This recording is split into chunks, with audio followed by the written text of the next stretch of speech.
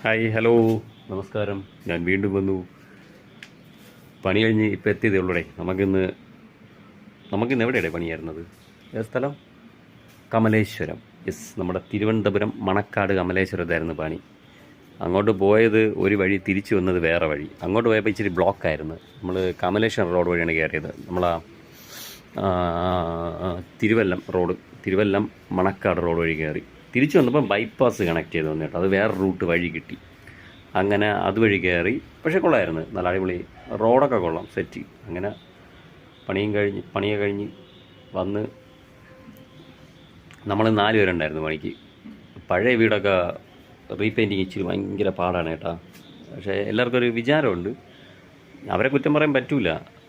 വേറൊന്നുമല്ല, അപ്പോൾ പഴയ വീട് നമ്മൾ പെയിൻ്റ് അടിക്കാൻ പോണ സമയത്ത് അവരൊക്കെ വിചാരിക്കാം ഒരു കളറങ്ങ് ഒറ്റയടി ഇപ്പം അങ്ങ് പണി തീരും എന്നൊരു വിചാരമുണ്ട് എല്ലാവർക്കും. പക്ഷേ അത് നിങ്ങൾ ദയവ് ചെയ്ത് നിങ്ങൾ മനസ്സിലാക്കേണ്ട കാര്യമുണ്ട്. നമ്മൾ പെയിൻറ്റിങ്ങിനൊക്കെ പോണവർക്ക് ഒരു പഴയ വീട് എന്ന് പറയുന്നത് നമുക്ക് ഒറ്റയടിക്ക് അങ്ങ് അടിച്ച് തീക്കാൻ പറ്റില്ല.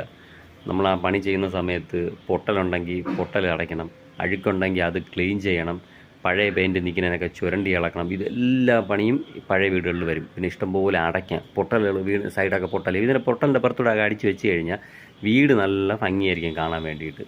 നമ്മൾ പൊട്ടലിൻ്റെ പുറത്ത് ഒരു മെയിൻ്റനൻസ്, ഒരു പേച്ച് വർക്കൊന്നും ചെയ്യാതെ നമ്മൾ ചെയ്ത് വയ്ക്കണമെങ്കിൽ കാണാൻ നല്ല ഭംഗിയായിരിക്കും. 4 ദിവസം ആകുമ്പോൾ നല്ല വെളുവിളാന്നിരിക്കും.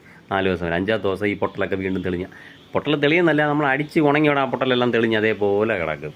അപ്പോൾ നമുക്ക് വീട്ടിൽ തന്നെ നമ്മളെ വഴക്ക് പറയും, ഇതെന്തായാലും നിങ്ങൾ ചെയ്ത് വെച്ചിങ്ങനെ മറ്റേത് മറിച്ച് എന്നൊക്കെ പറഞ്ഞു. പക്ഷേ നമ്മൾ അതുകൊണ്ട് ഈ പൊട്ടലൊക്കെ നമ്മൾ അടച്ച് ഒന്നതിപ്പം മഴ സമയമാണ്. അപ്പോൾ വീടിൻ്റെ സൈഡൊക്കെ ഇഷ്ടംപോലെ ഉക്കലൊക്കെ കാണും. ഉക്കലെന്ന് പറഞ്ഞാൽ മനസ്സിലാവില്ലേ, വീടിൻ്റെ സൈഡ് ഒരുമാതിരി ഇങ്ങനെ കറാന്നൊക്കെ ഇരിക്കൂലേ, അതുപോലെയൊക്കെ കാണും. അപ്പോൾ അതിനെയൊക്കെ നമ്മൾ ചുരണ്ടി ഇളക്കി അതിനെ ക്ലീൻ ചെയ്ത് പിന്നെ അതിൽ 2K അടിച്ച് പിന്നെ പുട്ടിയിട്ട് അതിനെ ഫിനിഷ് ചെയ്തെടുക്കുമ്പോൾ തന്നെ ഒരു 2 പണി അവിടെ പോവുകയാണ്. ഒരു ദിവസം മൊത്തം എടുക്കും നമ്മളെല്ലാം കൂടെ അതിനെല്ലാം ക്ലീൻ ചെയ്തൊക്കെ വന്ന്.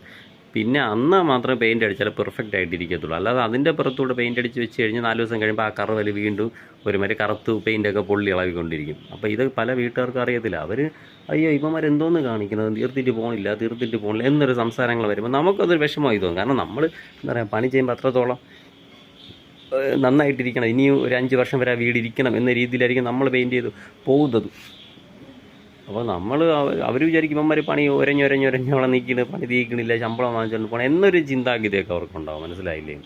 അപ്പോൾ അതുകൊണ്ട് നമ്മൾ മാക്സിമം പഴയ വീടൊക്കെ പെയിൻറ്റ് ഇട്ടുന്ന സമയത്ത് ഇച്ചിരി സ്പീഡിലൊക്കെ നിൽക്കാമെന്ന് വിചാരിച്ചാൽ നടക്കൂല. നമുക്ക് നോക്കുമ്പോൾ ഒരിടത്ത് പൊട്ടിച്ച് കഴിഞ്ഞാൽ ആ വീടിൻ്റെ ഏരിയ മൊത്തം പൊട്ടിച്ച് നമ്മൾ ഇന്ന് പണി ചെയ്യാൻ പോയ വീടിൻ്റെ അവസ്ഥ ഇതാണ്. നമ്മൾ പൊയ്യണേ വിചാരിച്ചാൽ ഓടിച്ചിട്ടൊരു പരിപാടി, എഞ്ചിനീയർ വന്ന്